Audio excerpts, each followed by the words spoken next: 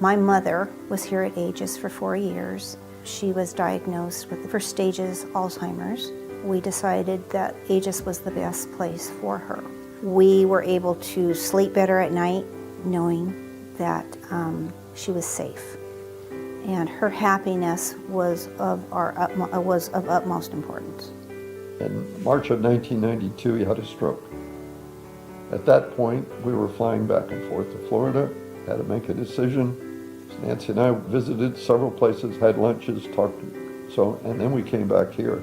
And after talking to the nursing staff and senior staff, it was pretty clear this is where we wanted to be. The transition was complicated a bit because Richard needed to be moved from Florida, but with the gracious help of the staff at Aegis, everything went very well. His very first meal, he met 2 gentlemen named Joe, and both of those gentlemen would be his table mates for the duration of his stay. Her apartment was furnished with her own belongings, which was very important.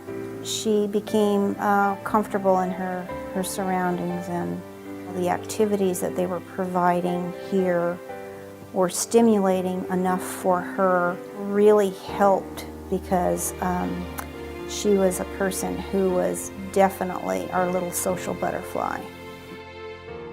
We opted to utilize the private dining room to celebrate her 80th birthday, and she was the girl of the hour.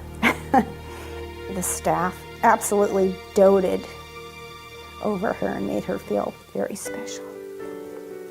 The best thing about having Dad here at Shadowridge was the fact that we noticed that at night he was growing lonely, was too far away from the action, and the staff just came right out and said, we're going to move him across from one of the main nursing stations. It just so happened that that move, he was there until the end of his life. And that really, I think, epitomizes the concern that Aegis has for their people.